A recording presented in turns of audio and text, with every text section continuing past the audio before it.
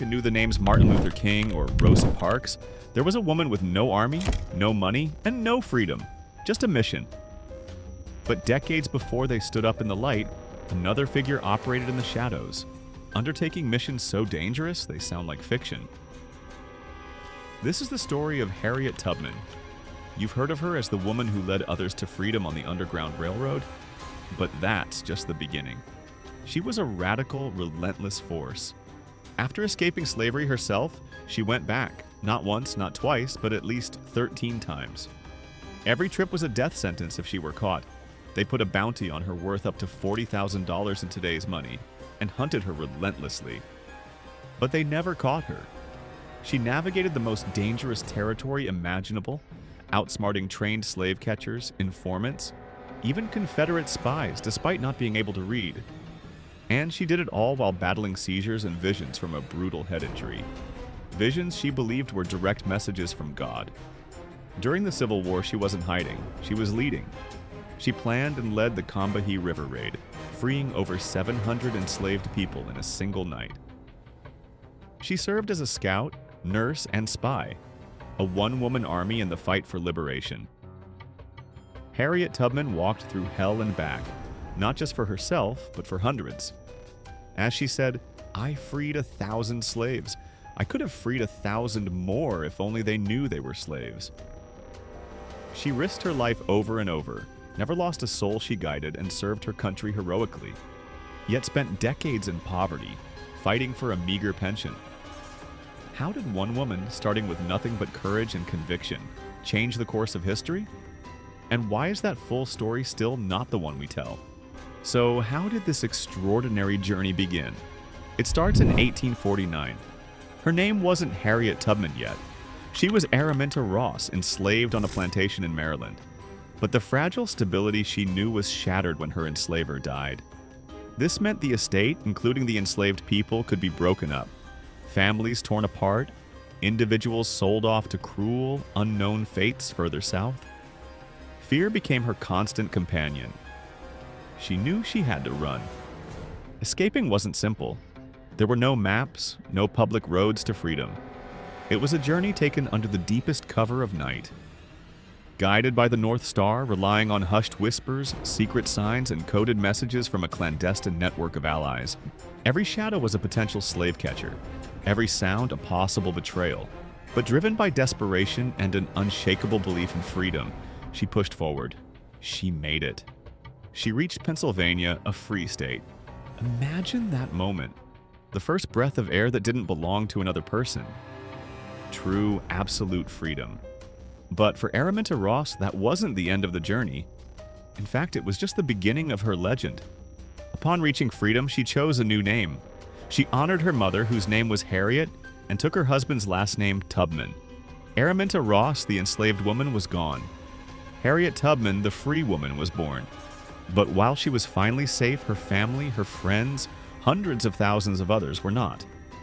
Most people having escaped such horror would settle down, build a new life, stay far away from the danger. But Harriet Tubman wasn't most people. The moment she tasted freedom, her thoughts turned back. How could she enjoy it knowing her loved ones were still in chains? The calling, those divine visions she experienced, compelled her to act. She made a decision that defied all logic, all sense of self-preservation. She decided to go back. She wouldn't be going back alone or without help. She would plug into that same secret network that had guided her, a decentralized, dangerous, and legendary system known as the Underground Railroad. It wasn't an actual train, of course. It was a complex web of routes, safe houses, and brave individuals known as conductors and station masters. And Harriet Tubman was about to become its most famous, most effective, and most wanted conductor. The risk was astronomical, but for her, staying away was impossible. Stepping back into the heart of slave territory wasn't a suicide mission because of the system she would rely on, the Underground Railroad. Forget trains and tracks. This was a complex, covert network. It was safe houses hidden in attics and cellars, secret codes and signals, dedicated abolitionists, black and white, Quaker, Baptist, you name it, who provided food, shelter, and guidance, risking severe punishment themselves. Harriet Tubman became one of its most active, most daring conductors. Think of it less like a train conductor and more like a special forces operative. Over roughly 10 years, she is estimated to have made over 13 dangerous return trips. We know she directly guided around 70 people, family, friends, strangers, to freedom. But she also gave instructions and support that helped hundreds more escape on their own or with other guides. Her methods were strict. Travel was only by night, hiding during the day. She used disguises, elaborate deceptions, and relied on her incredible knowledge of the land. She was known to carry a pistol, not just for defense against slave catchers, but chillingly, to encourage anyone in her group who might lose heart, want to turn back, or couldn't keep up, risking the safety of the entire group. The stakes were life or death, and her famous, stark words on the trail were reported to be, "You'll be free or die." And here is one of the most astonishing facts. Through all those trips, all that danger, all those miles guided under the stars, she never lost a single passenger to recapture. Not one. It's a level of success, this repeated defiance, infuriated and terrified slave owners. They couldn't catch her, couldn't stop her. They started posting massive rewards for her capture. That $40,000 bounty we mentioned earlier. An astronomical sum at the time. To them, she was a ghost, a thief of their property. But to the enslaved people, she was something else entirely. They called her Moses. Like the biblical figure who led his people out of bondage, Harriet Tubman was seen as their liberator, their guide to the promised land of freedom in the north. Her fame, whispered in secret, grew among those still enslaved, offering a desperate glimmer of hope. But her fight for freedom wasn't confined to the secret paths of the Underground Railroad. As the nation itself descended into war, her role would transform yet again, from conductor to commander. As the Civil War erupted in 1861, the conflict transformed the fight against slavery from covert operations into open warfare. For Harriet Tubman, this was another front, another way to strike at the heart of bondage. She traveled south, joining the Union forces in South Carolina, right in the thick of it. She didn't just have one job. Harriet Tubman was a one-woman support system and intelligence agency. She served as a nurse, caring for sick and wounded soldiers. She cooked for the troops. But her most crucial and most dangerous roles were as a scout and a spy. Who better to navigate hostile territory, understand the landscape, and blend in behind enemy lines than the woman who had spent a decade doing just that? She gathered vital intelligence, mapping terrain, reporting on Confederate troop movements and fortifications. All that knowledge, all that courage, culminated in June 1863 with the Combahee River Raid. This wasn't just spying, this was command. Working with Union Colonel James Montgomery, Tubman planned and personally led a military expedition up the Combahee River in South Carolina. They were targeting plantations along the riverbanks, aiming to disrupt the Confederate supply chain and liberate the enslaved people working there. As the Union gunboats advanced, Harriet Tubman was on the lead vessel, guiding them through treacherous waters, directing them where to land. When they did, the enslaved people, alerted by signals, came rushing to the riverbanks. In a single night, this raid, led by Harriet Tubman, freed over 700 enslaved men, women, and children. This was one of the first, if not the very first, U.S. military operation in history led by a woman. A former slave commanding troops, liberating hundreds. You'd think such extraordinary service, such undeniable heroism, would earn immediate recognition, perhaps a military pension. But this was Harriet Tubman dealing with the system. Despite her documented contributions, despite risking her life repeatedly for the Union cause, she struggled for years, decades after the war ended, just to receive a meager pension based on her husband's service or as a nurse, never receiving full recognition for her military leadership and spying. The woman who freed hundreds, helped win a war, was, in many ways, ignored by the very system she helped preserve and transform. But even poverty and official neglect couldn't stop her fight. Because after the war, there was still work to be done. You'd think after all she'd done, escaping slavery, leading hundreds to freedom, spying for the Union, commanding a military raid, that Harriet Tubman would be set for life. Maybe living comfortably, finally able to rest.